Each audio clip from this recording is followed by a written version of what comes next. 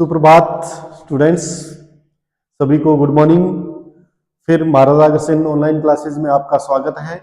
मैं सुशील स्वामी, geography lecturer, आज आपके लिए बीए बीएड सेकेंड ईयर के लिए टॉपिक लेके आए हैं। तो कल हमने अध्याय में पढ़ा था जैव मंडल के बारे में या जैव भूगोल के बारे में। जैव भूगोल या जैव मंडल जो है जीवों का मंडल जिसे अपने कहते हैं, कल मैंने वो बताया था कि भी जीवों का जो मंडल है जैव मंडल या जैव भूगोल, जैव मंडल, जैव मंडल, जैव भूगोल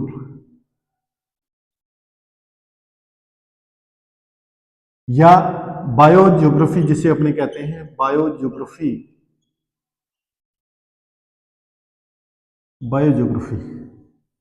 इसमें हमने पढ़ा था कि भी बायोज्योग्राफी के अंदर जो है इनकी जीव जगत की संकल्पनाएं देखी जाती हैं या जहां पर जीव जगत पाया जाता है उसे अपने जैव मंडल कहते हैं। और उस जैव मंडल में जो यानी कि अध्ययन, जिस चीजों का अध्ययन अपने करते हैं उसे जैव भूगोल कहते हैं। तो जीवों का पारस्परिक जो अध्ययन होता है, जीवों का पारस्परिक अध्ययन, जीवों का पारस्परिक जो अध्ययन हमने पढ़ा था, पारस्परिक अध्ययन, वो जैव भूगोल में किया जाता है। अब जैव जो शब्द मैंने आपको बताया था कि जो बायो शब्द है वो कहां से लिया गया है, वो ग्रीक भाषा के बायोस से लिया गया है। बायोस का अर्थ क्या होता है? जीवन या जीव जिसे कह सकते हैं अपने। इनके पृथ्वी में हम देखते हैं पृथ्वी का जो धरातलीय भाग है, वो पृथ्वी का जो धरातलीय भाग है उस धरातलीय भाग पर विभिन्न प्रकार के जीव जंतु पाए जाते हैं, विभिन्न प्रकार के जीव जंतु पाए जाते हैं। हमने ये भी देखा था कि विभिन्न प्रकार के जीव जंतुओं के साथ साथ जो इसके घटक होते हैं या जो इसके तत्व जो होते हैं, हमने पढ़ा था कि तत्व के बारे में हमने पढ़ा था जैव भूगोल के। हमने पढ़ा था कि पौधे पाए जाते हैं, दूसरा जंतु हमने पढ़ा था, तीसरा मानव जो है महत्वपूर्ण तत्व के रूप में हमने पढ़ा था, चौथा सूक्ष्म जीवधारी जिसे अपने कह सकते हैं सूक्ष्म जीवधारी, बैक्टीरिया इत्यादि, ये हमने पढ़े थे। तो इसी प्रकार से जो है यानी कि ये जो पारिस्थितिक तंत्र बनाते हैं, एक पारिस्थितिक तंत्र बनाते हैं, पारिस्थितिक तंत्र कौन बनाते हैं? ये सारे मिलकर एक पारिस्थितिक तंत्र बनाते हैं। जो इनके प्रारंभिक रूप से अगर देखा जाए तो पारिस्थितिक तंत्र में पौधे महत्वपूर्ण होते हैं।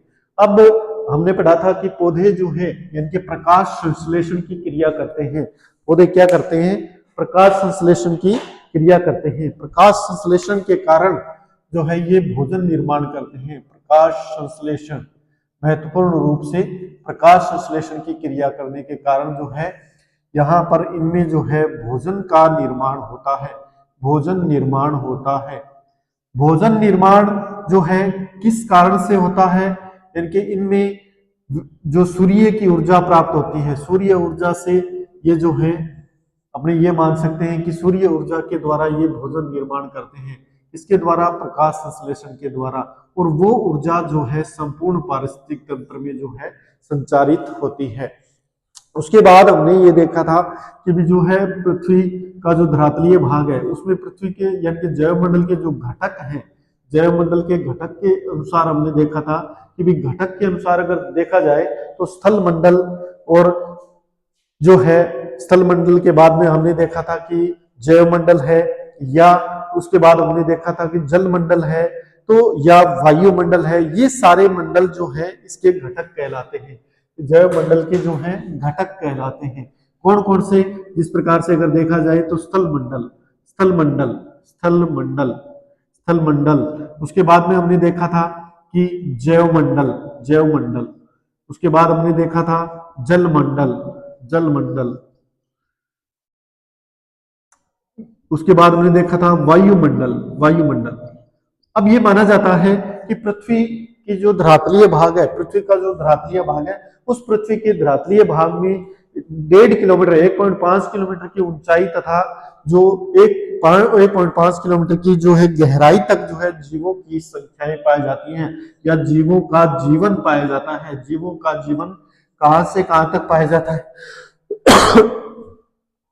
जीवों का जीवन जो है 1.5 किलोमीटर गहराई में और 1.5 किलोमीटर ऊंचाई में अधिकतर देखा जाता है।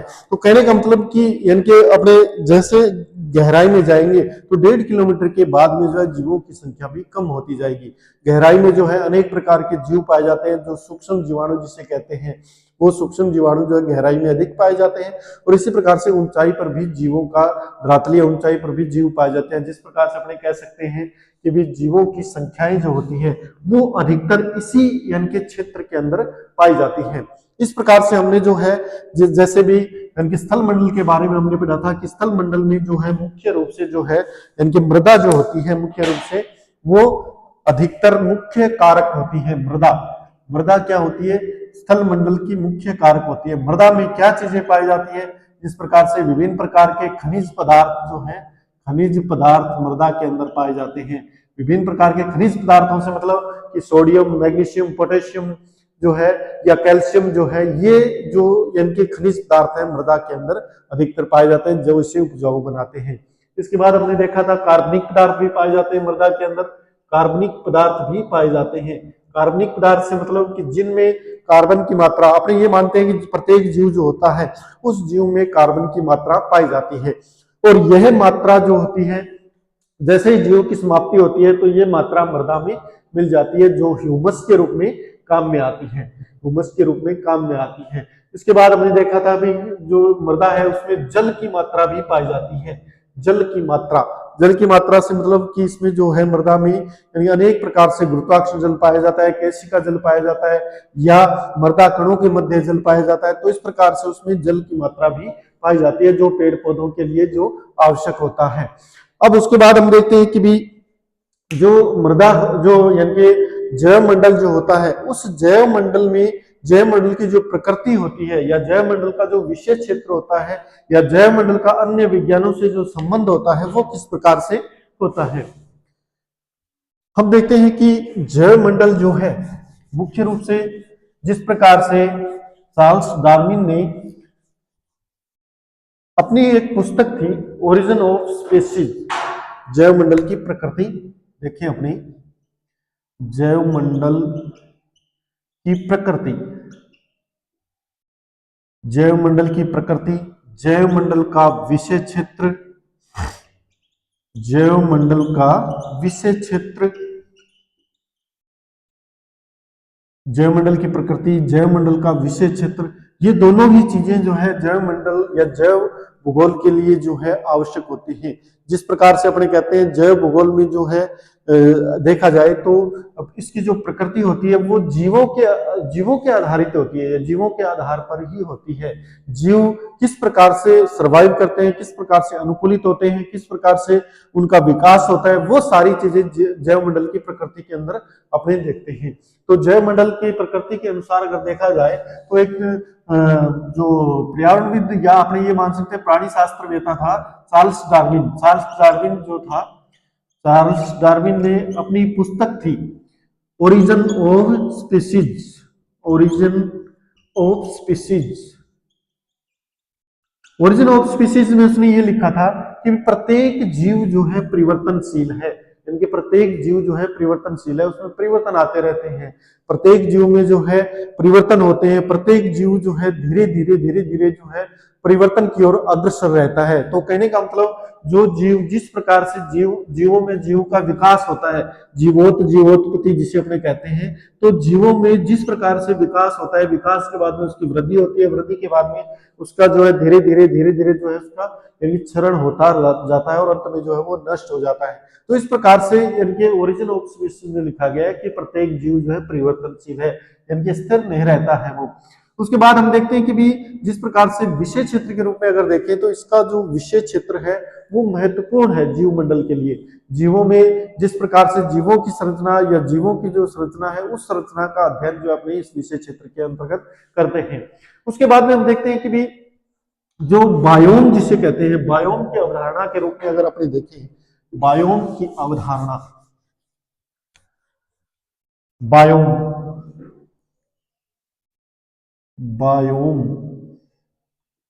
या जिसे अपने जीवोम भी कहते हैं, बायोम या जिसे अपने जीवोम भी कहते हैं, जीवोम, बायोम या जीवोम जिसे कहते हैं,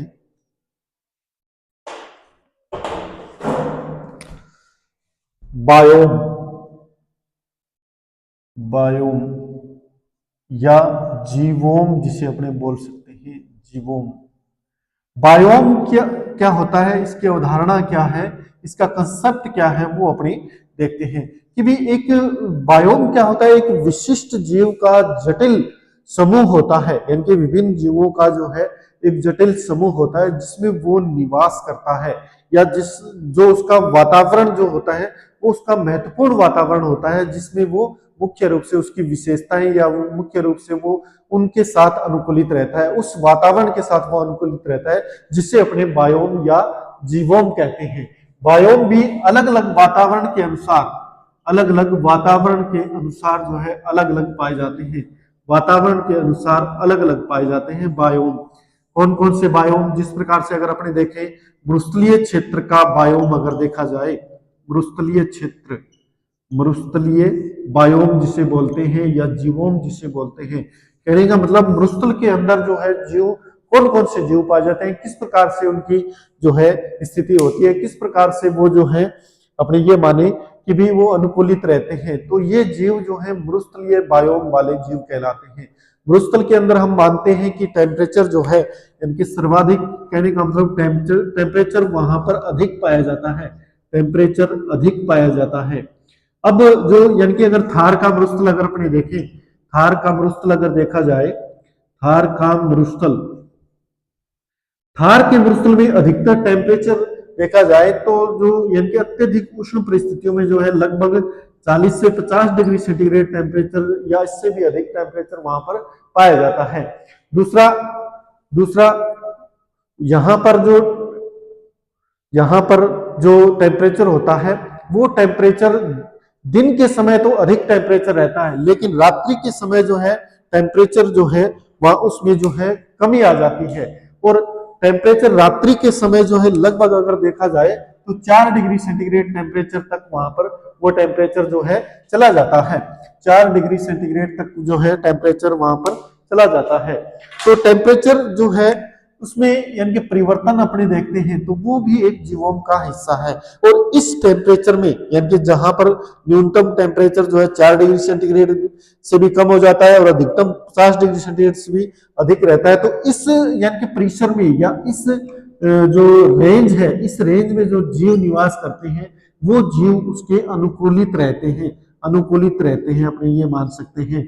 दूसरा यानी कि पौधे भी उसी प्रकार से अनुकूलित तो रहते हैं जिस प्रकार से जीवों में यानी कि अनुकूलन पाया जाता है, पौधे भी उसी प्रकार से अनुकूलित रहते हैं। तो कहने का मतलब कि यानी कि मरुस्थलीय जीवों में जो जीव पाए जाते हैं वो जीव उसके अनुकूल के अनुसार उसके अनुकूलित रहते हैं, या आप ये कह सकते हैं कि भी उसमें अनुकूलन पाया जाता है, उनमें अनुकूलन पाया जाता है। इसी अनुकूलन के कारण वो जो है उस जीवों में निवासित रहते हैं। जिस प्रकार से अगर अपने देखें तो इस जीवों के अंदर जो है अनेक जीव पाए जाते हैं, अनेक जीव ऐसे होते हैं जो शुष्कताग्राही जीव होते हैं, शुष्कताग्राही जीव होते हैं, शुष्कताग्राही जीव या जो शुष्क परिस्थितियों में निवास करने वाले जीव होते हैं। जिस प्रकार से अपने ये कहें कि भी अगर देखा जाए तो अनेक जीव, जिस प्रकार से ऊंट देखें तो ऊंट का जो है ये एक रेगिस्तानी जीव है और ये उस यानी कि मरुस्थलीय बायोम के साथ अनुकूलन करता है, चाहे वो यानी कि पानी के लिए करता हो, चाहे वो यानी कि भोजन के लिए करता हो या वो अपने निवास के लिए करता हो।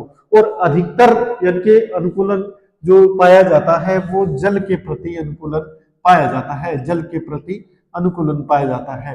कहने का मतलब कि मरुस्थलीय जीवों में मरुस्थल के जीव जो होते हैं उस क्षेत्र के साथ, उस टेम्परेचर के साथ, उस वातावरण के साथ अनुकूलन करते हैं। जिस प्रकार से जो है इनका अगर निवास देखा जाए तो अधिकतर जो ये जीव होते हैं, जो यानी कि अधिकतर इनमें जो जीव पाए जाते हैं वो बिलकारी जीव पाए जाते हैं। कहने का मतलब जो यानी कि धरातलीय क्षेत्र में जो है बिल बनाकर निवास करने वाले जीव होते हैं। दूसरा, इस प्रकार के जो जीव होते हैं वो अपनी जो त्वचा होती है उस त्वचा से भी जो है इनके शुष्कता, उस त्वचा से भी आर्द्रता वो ग्रहण करने वाले होते हैं, जो उनके लिए एक विशेष अनुकूलन होता है। इसी प्रकार से अगर देखा जाए तो ये जो जीव होते हैं, इन जीवों में अनुकूलित संरचनाएं अधिक पाई जाती हैं। जीवों में अनुकूलित संरचनाएं अधिक पाई जाती हैं।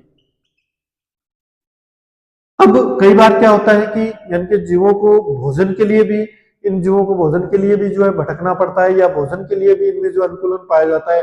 ये जीव कई दिनों तक बिना भोजन के खाए भी रह सकते हैं। कहने का मतलब, क्योंकि रेगिस्तानी क्षेत्रों में भोजन इतना उपलब्ध नहीं हो पाता है, इसलिए जो है ये इनके भोजन के लिए भी अनुकूलित होते हैं। कई दिनों तक ये इनके बिना भोजन के भी ये रह सकते हैं।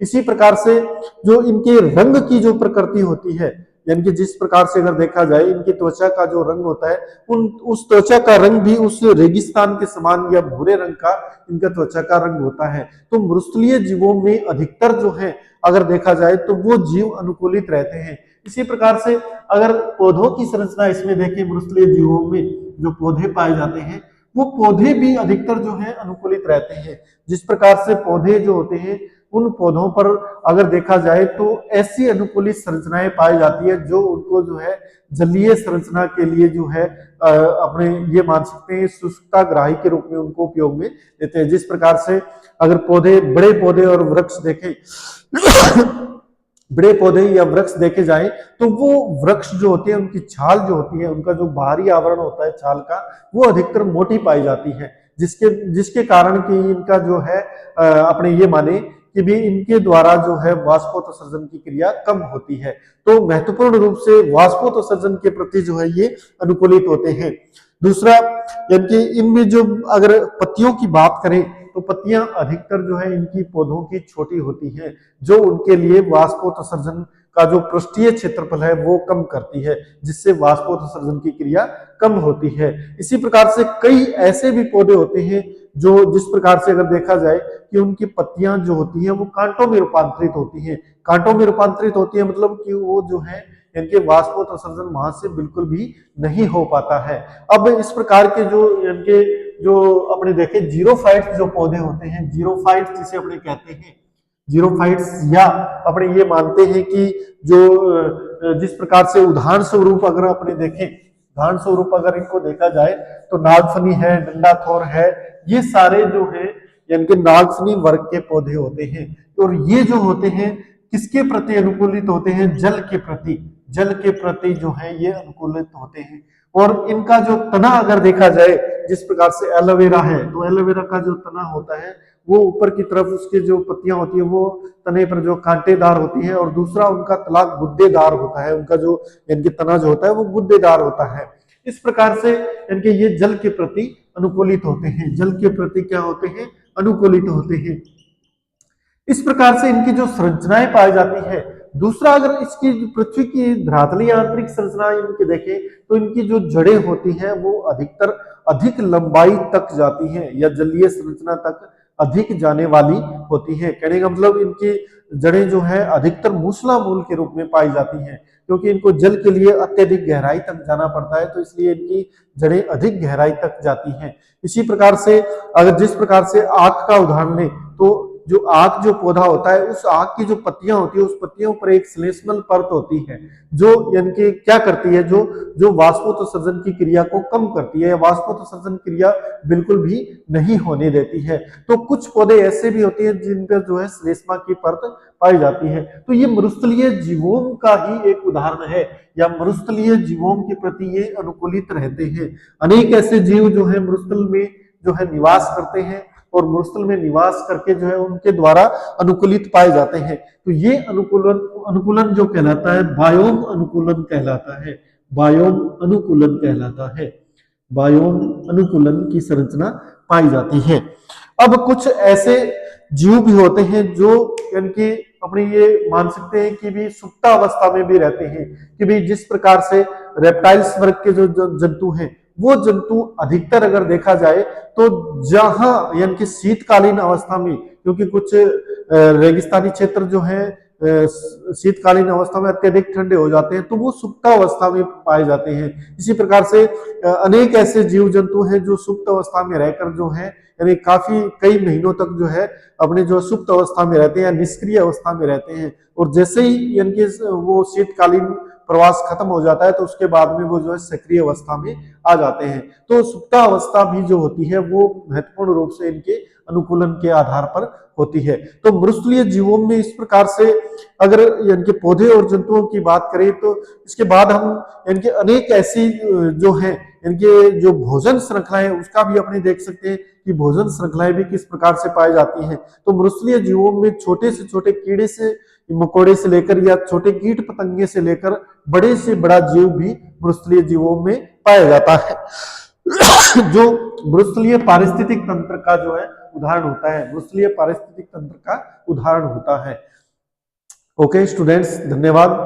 हमने आज जीवोम के बारे में या बायोम के बारे में पढ़ा कि बायोम जो है यानी कि एक विशेष जटिल समूह होता है जीवों का जो वहां पर उस वातावरण के प्रति अनुकूलित होकर वहां पर निवास करते हैं, उस वातावरण से जो है यानी कि अपने ये मान सकते हैं सर्वाइव करते हैं उस वातावरण के साथ, उस वातावरण में जो है रहते हैं। इसी प्रकार से पौधे भी उसी वातावरण के अनुसार जो अनुकूलित रहकर जीवोम में निवास करते हैं जो मृस्थलीय जीवोम कहलाता है। तो आज हमने बच्चों मृस्थलीय जीवोम के बारे में या जैव मंडल में जो बायोम है उस बायोम के बारे में हमने अध्ययन किया था। Thank you.